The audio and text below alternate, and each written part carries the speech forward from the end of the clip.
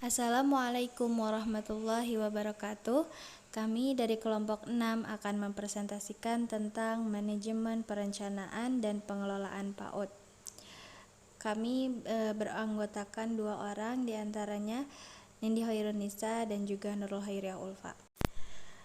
Untuk pembahasannya yaitu perencanaan dan pengelolaan pembelajaran PAUD, konsep perencanaan dan pengelolaan lingkungan belajar PAUD, manajemen perencanaan dan pengelolaan lingkungan fisik dan sosial PAUD. Poin pertama yaitu perencanaan dan pengelolaan pembelajaran PAUD.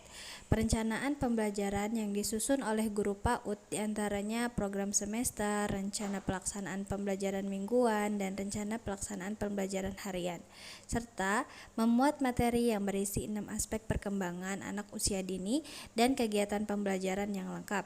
Perencanaan menjadi sebuah proses penentu tujuan yang akan dicapai dan menetapkan langkah atau komponen yang diperlukan untuk mencapai tujuan tersebut secara efektif dan efisien. Perencanaan pembelajaran ini terbagi ke dalam beberapa bagian, diantaranya 1. Perencanaan tahunan dan semester. Program tahunan terdiri atas indikator perkembangan anak dalam 1 tahun ajaran dan tema yang dikembangkan untuk 1 tahun ajaran.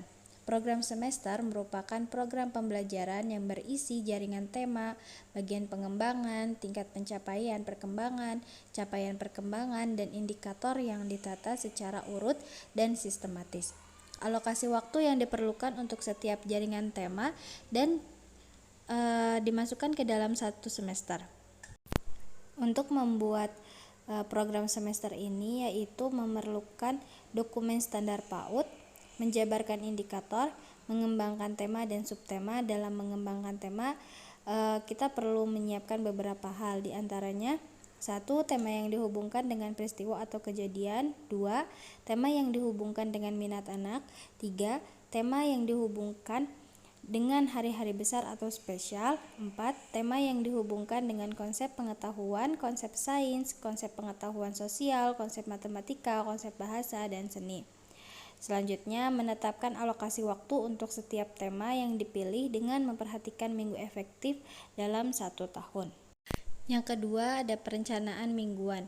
Perencanaan mingguan ini merupakan perencanaan semester yang berisi kegiatan-kegiatan dalam rangka mencapai indikator yang telah direncanakan dalam 1 minggu sesuai dengan pembahasan tema dan subtema. Dalam perencanaan mingguan ini dapat disusun dalam model pembelajaran area, kelompok, maupun sentra. Yang ketiga, ada perencanaan harian. Perencanaan harian ini merupakan perencanaan mingguan yang berisi kegiatan-kegiatan pembelajaran, mulai dari pembukaan, kegiatan inti, kegiatan istirahat, dan makan sampai kegiatan penutup. Rencana ini rutin direncanakan oleh para guru dan kepala sekolah demi menyiapkan materi sebagai acuan seorang guru dalam mengajar. Selanjutnya, yang keempat adalah penyusunan metode pembelajaran. Metode adalah cara yang digunakan dalam pencapaian tujuan kegiatan. Ada beberapa metode yang digunakan guru dalam pembelajaran, dan tidak semua metode tersebut dapat sesuai dengan tepat digunakan pada peserta didik, karena peserta didik memiliki karakteristik dan kepribadian yang berbeda-beda. Nah, beberapa metode yang bisa dilakukan yaitu ada metode bermain. Metode ini merupakan menerapkan permainan tertentu sebagai wahana pembelajaran peserta didik, dan teknik ini didasarkan penelusuran literatur maupun pengamatan sepintas di lapangan terbukti paling efektif dan efisien dibandingkan dengan metode yang lain. Yang kedua, ada metode cerita. Metode pembelajaran yang ini menggunakan teknik guru dalam bercerita tentang suatu legenda, dongeng, mitos, atau suatu kisah yang di dalamnya diselipkan pesan-pesan moral atau intelektual. Selanjutnya, metode bernyanyi. Metode ini sebagai wahana belajar anak dan merupakan metode yang menarik perhatian anak, digemari dan mudah untuk diingat. Selanjutnya, ada metode karya wisata.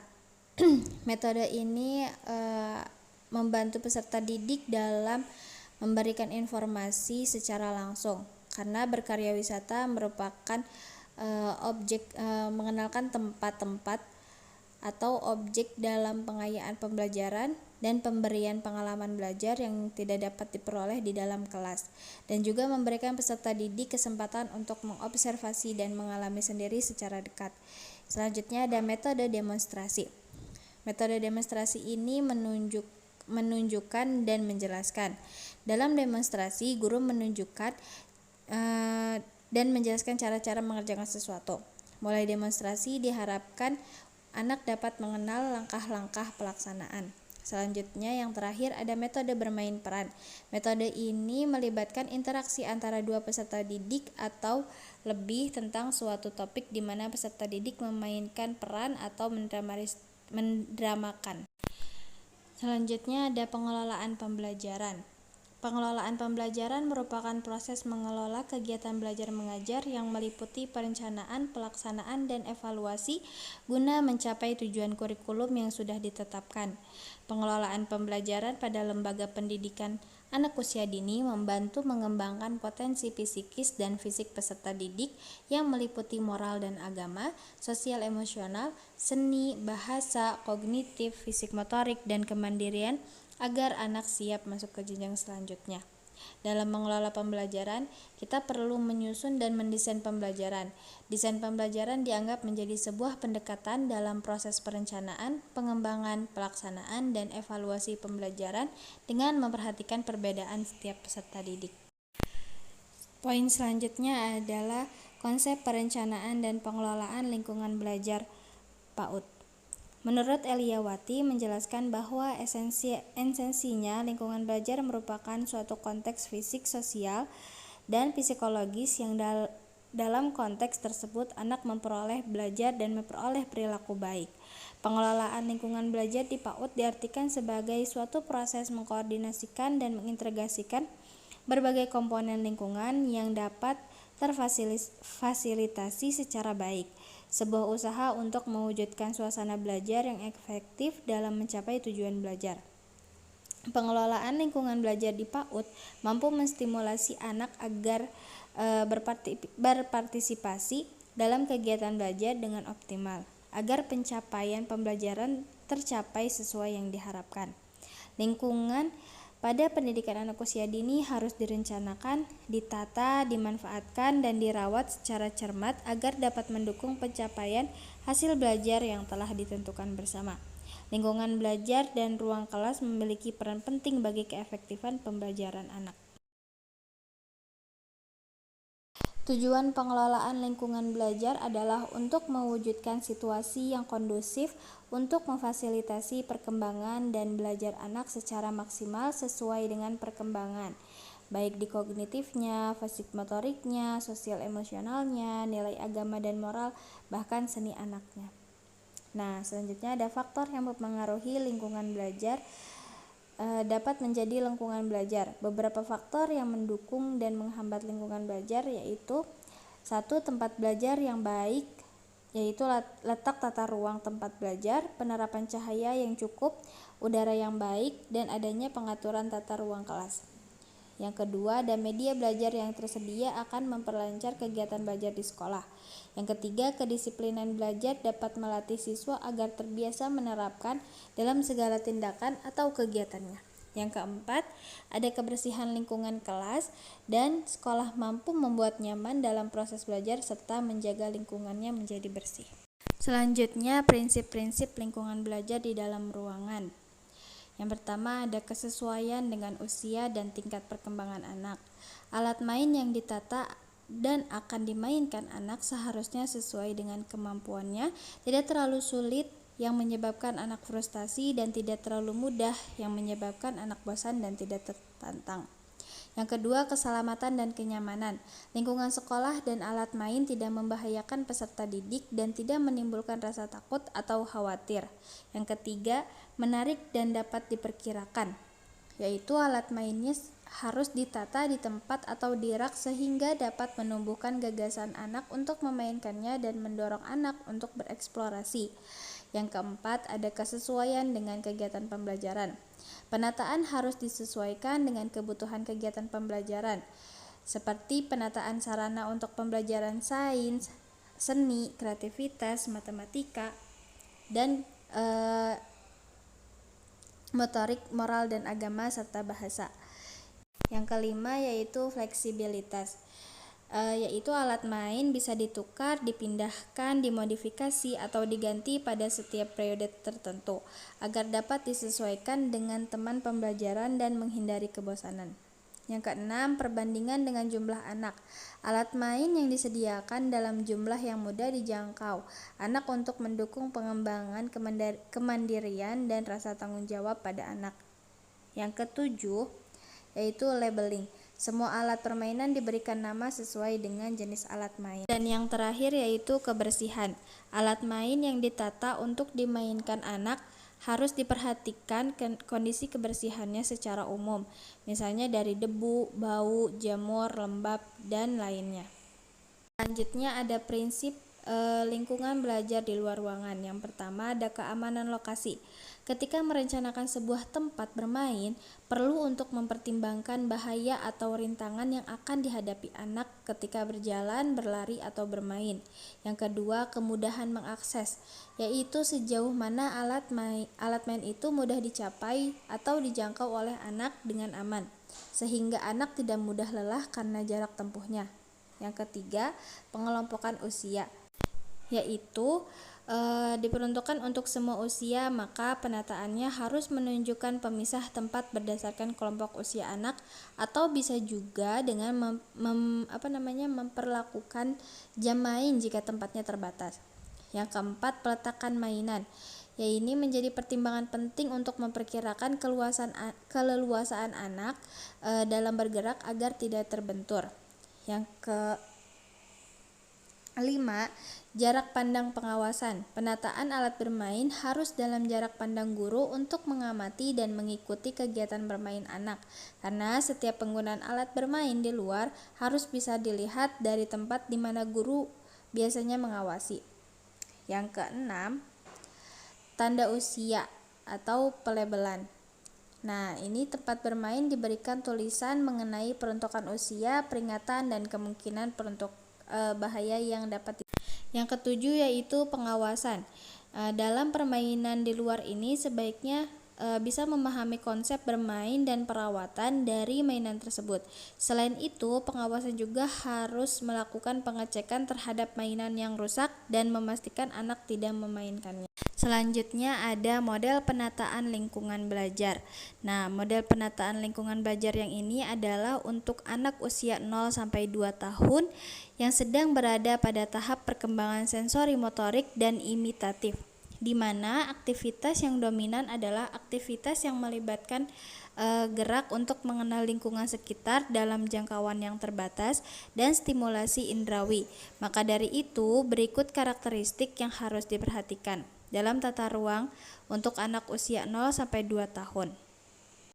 Yang pertama yaitu prasarana dalam ruangan bermain harus ditata secara menarik dan menyenangkan bagi anak, multifungsi, terbuat dari bahan yang ramah anak, memiliki desain yang bagus dan ekonomis. Yang kedua, tersedia bantal dan karpet yang nyaman dari bahan yang lembut, benang tidak mudah lepas dan terkelupas. Yang ketiga, warna-warna dasarnya itu sebaiknya dipilih warna yang kayu atau satu warna.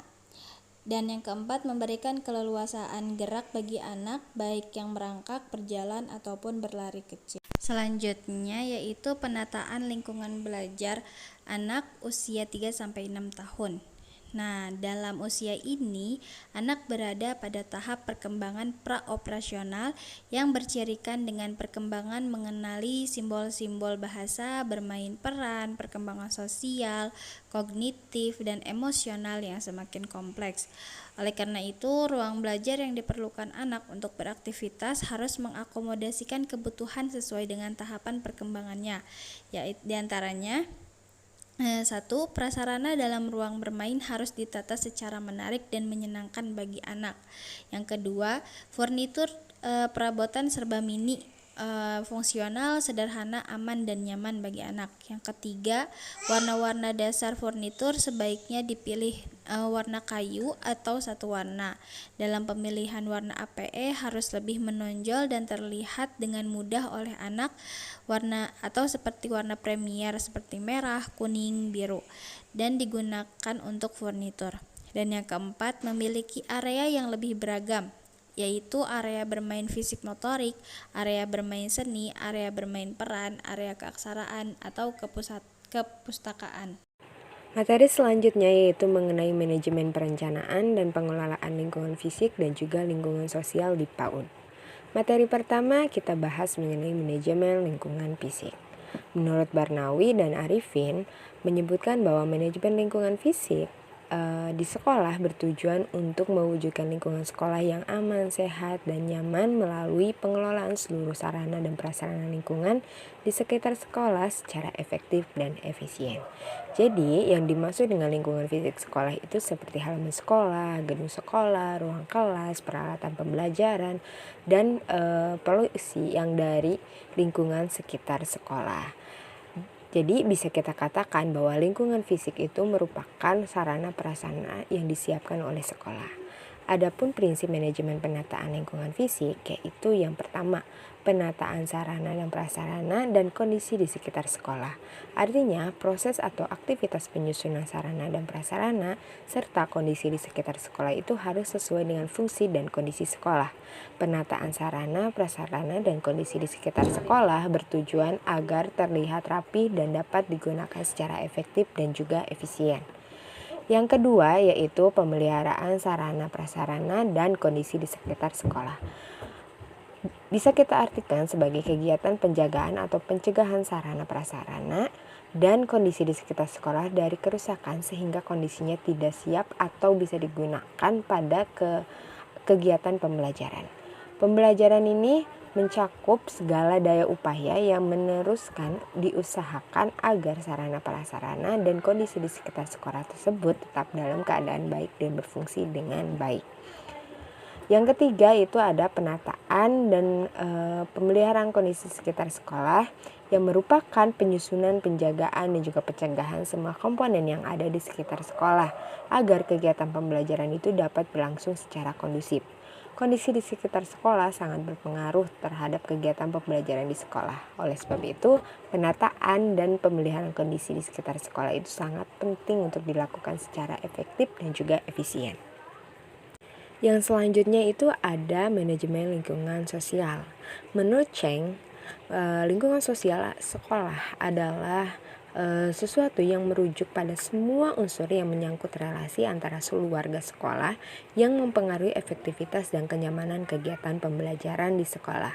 Artinya lingkungan sosial adalah lingkungan yang berada dalam ruang lingkup sekolah, baik di dalam juga di luar, yang mempengaruhi interaksi warga sekolah.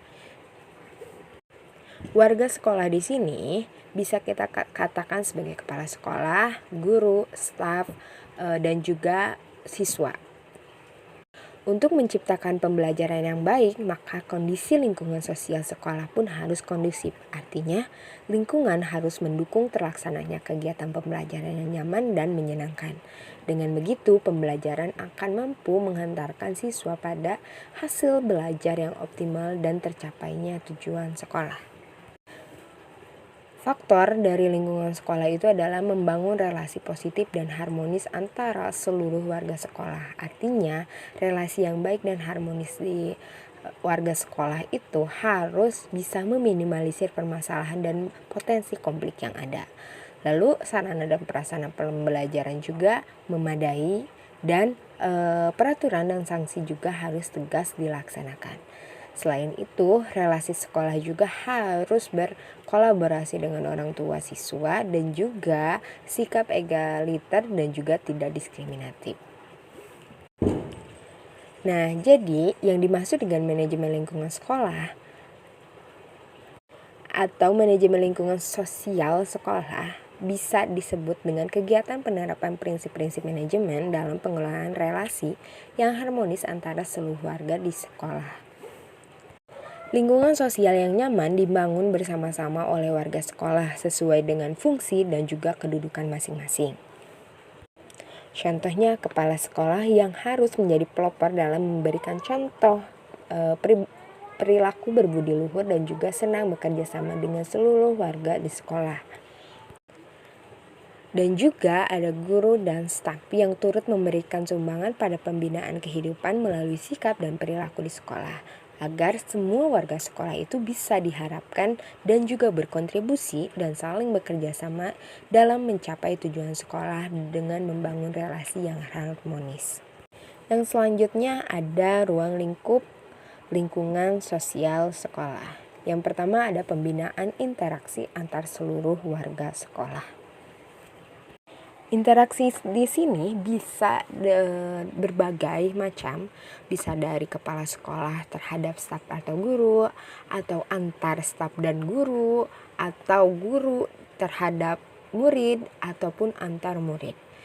Di sini ada beberapa bentuk interaksi yang bisa dilakukan oleh guru dan peserta didik dalam kegiatan pembelajaran. Yang pertama, pembelajaran itu harus menggunakan pendekatan yang berorientasi pada peserta didik, artinya student-centered learning.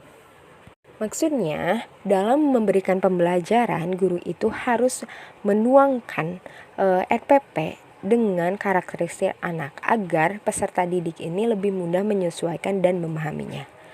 Yang kedua, guru itu harus mengawali kegiatan pembelajaran itu dengan pendahuluan yang menarik, entah itu seperti games ataupun intro-intro yang menarik.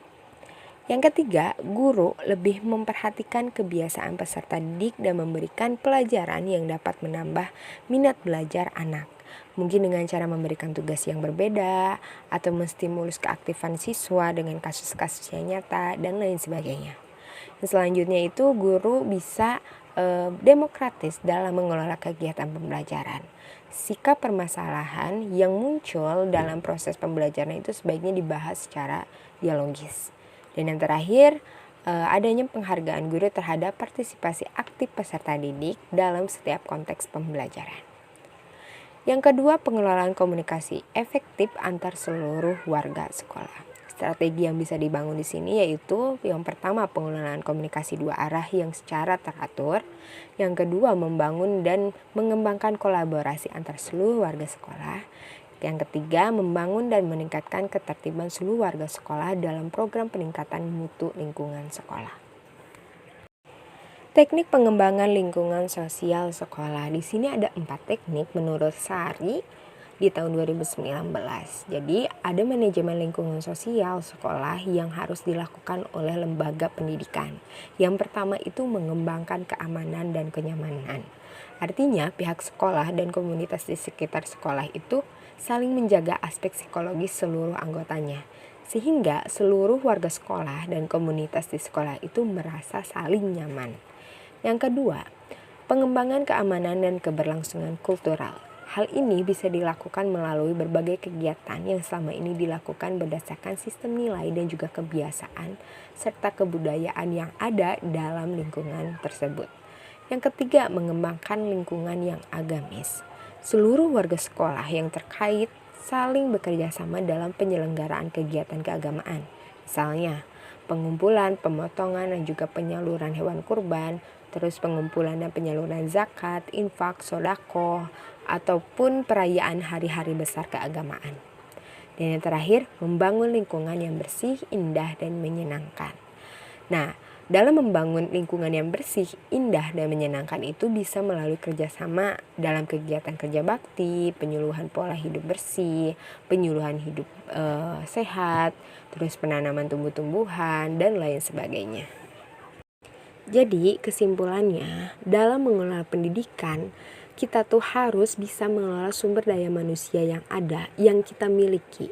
Karakteristiknya itu memang berbeda-beda, terutama dalam lembaga pendidikan anak usia dini, di mana peserta didik yang menempuh pendidikan di jenjang PAUD ini sangat rentan akan tahap perkembangan dan pertumbuhan. Artinya, segala aspek dalam pendidikan anak perlu diperhatikan karakteristik anak dan harus berpusat pada anak. Begitu juga dalam manajemen PAUD, di mana di dalamnya itu ada manajemen perencanaan dan juga pengelolaan pembelajarannya yang berkaitan dengan proses pembelajaran atau kegiatan pembelajaran, dan juga perencanaan dan pengelolaan lingkungan belajar baik fisik maupun sosial, di mana pengelolaan lingkungan fisik itu berkaitan dengan sarana prasarana dan lingkungan belajar sosial itu berkaitan dengan interaksi antar warga sekolah. Mungkin sekian dari kami kelompok 6. Kami ucapkan terima kasih. Assalamualaikum warahmatullahi wabarakatuh.